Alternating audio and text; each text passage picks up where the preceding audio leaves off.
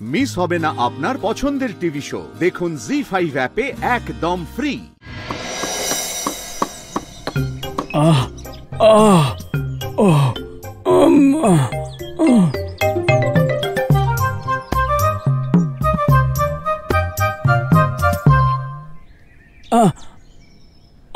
কানাই, আমি এই কথাটা বুঝতে পারছি না যে আমি শাস্তি তো তোকে দিচ্ছিলাম, তাহলে ব্রাহ্মণ দেবের আঘাত লাগলো কি করে? দাদা, মা বলে যে অন্যের যুদ্ধে আনন্দ পায় সে এমনই শাস্তি পায়। তাহলে তুই এটা বলতে চাইছিস যে ব্রাহ্মণ দেব আমাদের যুদ্ধ দেখে আনন্দ পাচ্ছিলেন?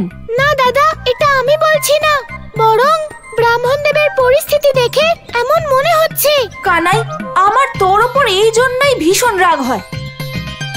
তুই বলিস একরকম, তার অর্থ হয় আরেক রকম, আর আসল ঘটনা তো সম্পূর্ণই আলাদা হয়। তাহলে কি এই ব্যাপারেও তুমি আমার সঙ্গে যুদ্ধ করবে? না না, আর কোনো যুদ্ধ হবে না। তোমরা কথা কম বলো, আমার শরীরে ঔষধ লাগাও। ব্রাহ্মণদেব, ক্ষমা করবেন, আমরা তো আপনার সারা শরীরে ঔষধ লাগিয়ে দিয়েছি, তাও আমার ব্যথা কমছে না কেন? ব্রাহ্মণদেব, মনে হচ্ছে আপনার আঘাত শুধু শরীরে নয়, মনেও লেগেছে।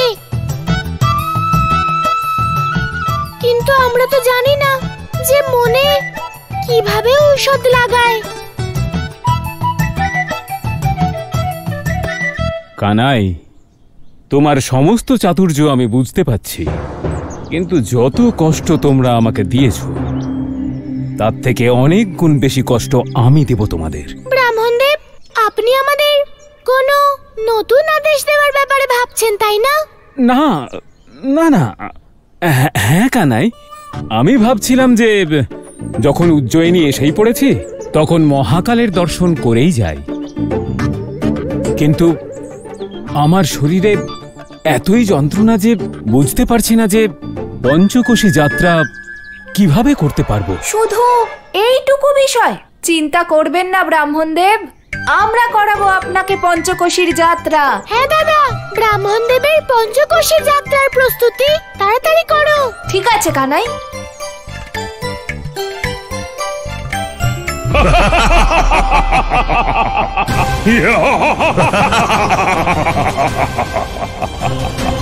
এবার আমি কি করব? কিভাবে আটকাবো ধূম্র পুরুষদের?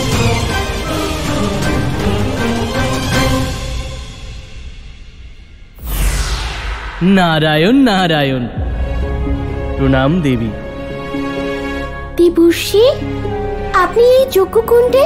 দেবী, যেভাবে আপনি এই সংসারে ধর্মের রক্ষা করছেন, ঠিক সেইভাবে আমিও ধর্মেরই সেবক, আর একজন ধর্মের সেবক হওয়ার দরুন আমি আপনাকে একটি পরামর্শ দিতে এসেছি দেবী। বলুন দেবর্ষি, এই ধূম্র পুরুষদের আটকাতে আপনি কিভাবে আমাকে সাহায্য করতে পারেন?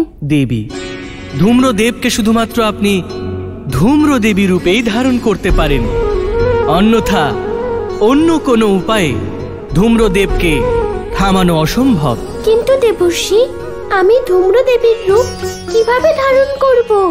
নারায়ণ নারায়ণ, অহম ব্রহ্মাস্মি। দেবী, এই সংসারে প্রত্যেকটি মানুষ ভ্রমের সমান।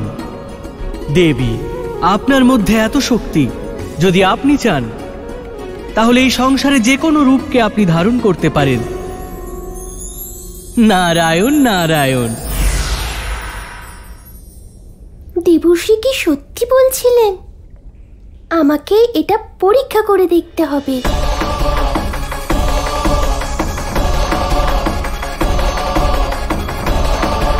অহম ব্রহ্মাস্মি, অহম ব্রহ্মাস্মি।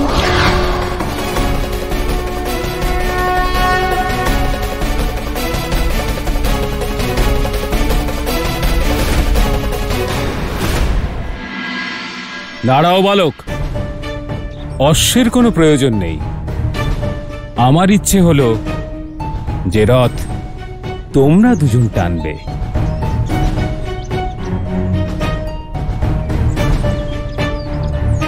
ব্রাহ্মণ দেব, যখন এই রথ টেনে নিয়ে যাওয়ার জন্য অশ্ব আছে, তখন আমরা দুজন কেন এই রথ টানবো?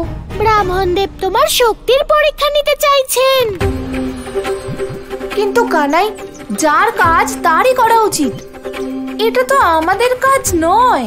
দাদা, তুমি যখন স্বয়ং মন্দার পর্বত তুলে ফেলতে পারো, তাহলে ব্রাহ্মণ দেবের রথ টানা কি এমন কঠিন কাজ? যদি তুমি ব্রাহ্মণ দেবের রথ টানো, তাহলে উনি তোমাকে আশীর্বাদ করবেন, আর তারপর তোমার খ্যাতি সমগ্র সংসারে ছড়িয়ে পড়বে। ঠিক আছে কানাই, আমরা ব্রাহ্মণ দেবের রথ অবশ্যই টানবো।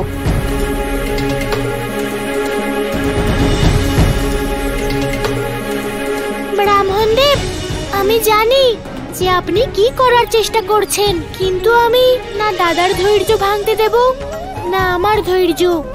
আর রইল পঞ্চকোশী যাত্রার, আপনি পঞ্চকোশী যাত্রাও করবেন আর মহাকালের দর্শনও। ধূম্রদেব, যেভাবে তোমার শক্তির বিনাশ হয়েছে, সেভাবে তোমারও বিনাশ হবে। ধূম্রদেবী, আমি হলাম ধূম্রদেব, আর লোকেদের যজ্ঞ এবং আহুতি থেকে আমি শক্তি লাভ করি। আর যতক্ষণ এই সংসারে ধর্ম থাকবে, ততক্ষণ ধূম্রদেবও থাকবে। ধর্ম তো এই সংসারে সর্বদা থাকবে ধূম্রদেব, কিন্তু তোমার ভেতরে থাকা সব অধর্মের এবার আমি বিনাশ করব।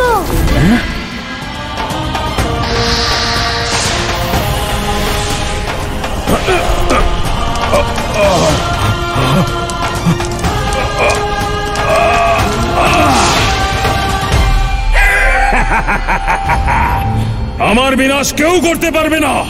আর যেই আগুন দিয়ে তুমি আমার বিনাশ করতে চাও, সেটা আমারই সম্পদ। ধূম্রদেব, স্মরণ করো, সমুদ্র মন্থনে উঠে আসা বিষে দেবতা, দানব, সারা সংসার যখন ত্রাহিমাম ত্রাহিমাম করছিল, তখন সংসারের কল্যাণের জন্য মহাদেব সেই বিষ ধারণ করেছিলেন। সেভাবে অধার্মিক ধূম্রপান করে আমি তোমার অধর্মের বিনাশ ঘটাবো, যাতে সংসারে যখন যজ্ঞ হবে, তুমি আমার দ্বারা পবিত্র ধূম্র রূপে কেবল জগতের কল্যাণ করবে। ধূম্রদেবী, তুমি এরকম করতে পারো না।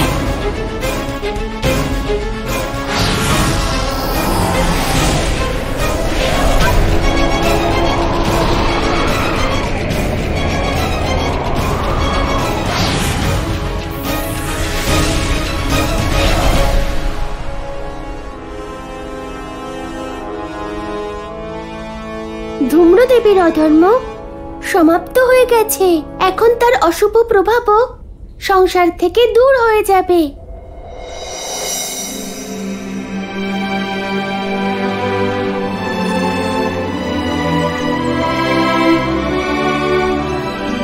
রাধা, রাধা কোথায় চলে গেল? রাধা! জি5 ডাউনলোড করুন আর সব এপিসোড দেখুন একদম ফ্রি।